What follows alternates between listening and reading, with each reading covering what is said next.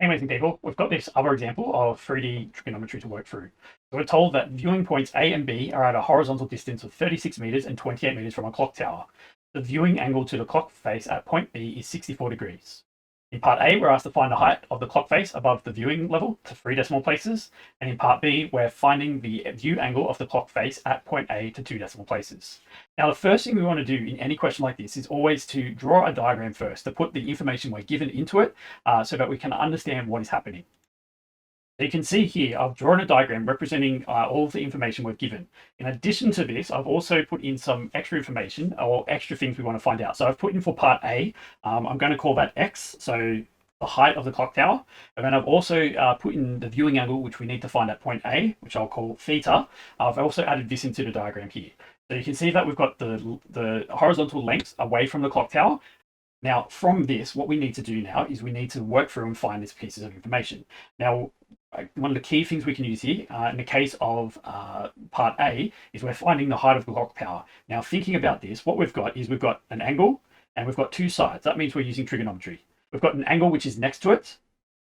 So that's going to be our adjacent angle. And then you've got an angle which is opposite the angle we've been given. And that's the one we're trying to find. And that's going to be the opposite in this case.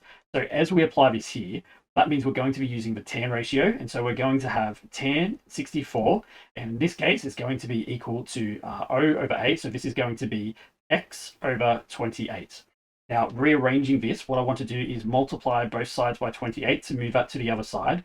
So what we're going to end up with then is X is equal to 28 tan 64. And so from this, now what we can do is we want to type this into our calculators. So that's going to give us 28 times tan 64. Let's close the brackets. That gives me 57.409 in this case, because we want 3 decimal places. So we're going to have 57.409, and that's going to be in meters. So that's part A done.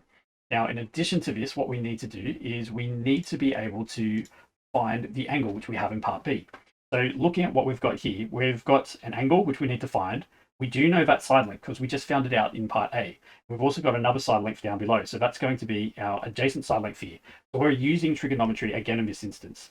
So in this case here, what we're going to use is we're going to use the tan ratio, but this time it's going to be tan theta. And we need to put the opposite over the adjacent. Now, instead of using X, which we had in our diagram, we're going to use 57.409. And we're going to put that over 36 meters, which is the other length. So working this out now, we can almost type this directly into the calculator. We just need to use inverse tan in this instance. So this is going to be 57.409 over 36. And so what we can do now is use our calculator. So that's going to be shift tan of 57.409, and that's going to be all over 36. Let's just close the brackets off here. So we can see here we get an answer of 57.909. So this is going to simplify then to 57.9 degrees.